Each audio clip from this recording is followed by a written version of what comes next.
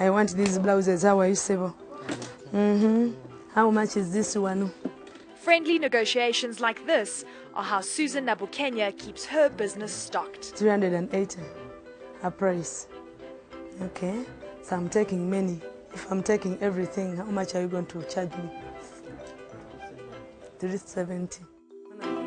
Nabukenya is a second-hand clothing trader in Kampala, Uganda. She goes through hundreds of bales at this wholesale warehouse, which can sell from 75 to about $175 per bale. The goal is to get lucky and choose bales that will have fashion her customers will like. Her selection ultimately ends up here at the Owino market, where hundreds of traders like Nabukenya turn those bales into sales. For us, we buy in bulk or we buy in bales. You cannot tell what is inside there. So by chance, you can get a bale which is very good and you get something like 200 as profits. But when it's bad, it can even cut your money like around 200. Look at it, very sweet market, 150. This game of chance is played all over Africa, like at this massive second-hand market I visited in Nigeria. Bit of H&M, bit of Topshop, Adidas, some Baby Gap. According to the UN, about 80% of Africans wear second-hand clothes, but several countries in East Africa are trying to change that. After 50 years of independence, our country, Uganda, and other African countries should have the ability to produce and manufacture certain things like clothes locally. Uganda, along with 5 other countries that make up the East African community, proposed to phase out imports of second-hand clothes by 2019, a move that can end business for many traders. Most of the people enjoy this type of business because to start it, you don't need a lot of capital. You need less money to start it.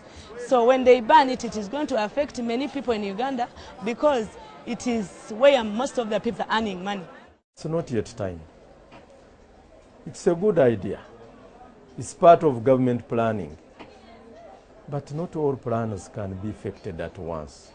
Kakuba Adams represents the many traders that depend on second-hand clothing imports at the Owino market. Let us first develop the markets so that our people are empowered. Then, if they earn money, if they have cash, then you can introduce that. It's very easy.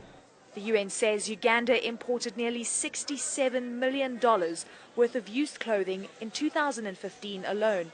Because of markups, the value of the market could be more than double that.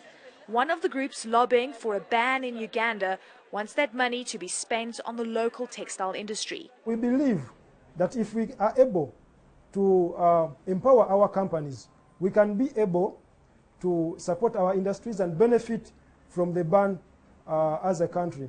Once we get to a point where we do production locally, then the economy grows and that should essentially benefit everybody. Nunu Mugenyi sells fashion accessories from local Ugandan designers. We can't compete. Anybody who's been to any second-hand market knows how low the pricing of those clothes are. I'm talking like $1, even 50 cents.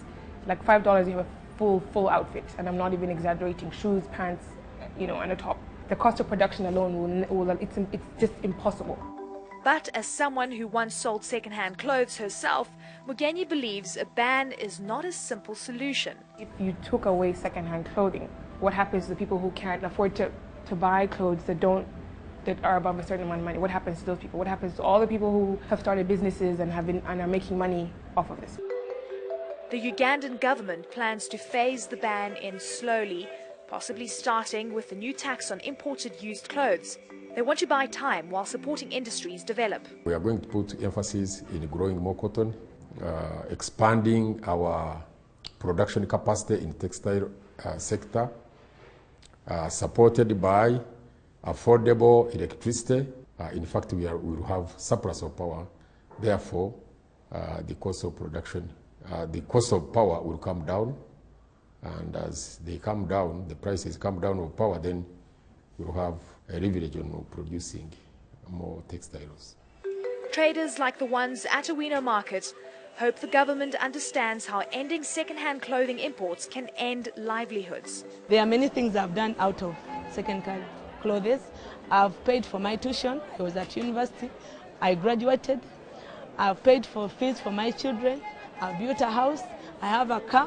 I've got everything from here. The Manufacturers Association says there are currently only 3 major textile factories in Uganda, so it would likely be many years before the country can produce enough affordable clothes for its population. So until they're told to stop selling, second-hand traders should have no shortage of customers looking for deals. Eleni Jokos, CNN.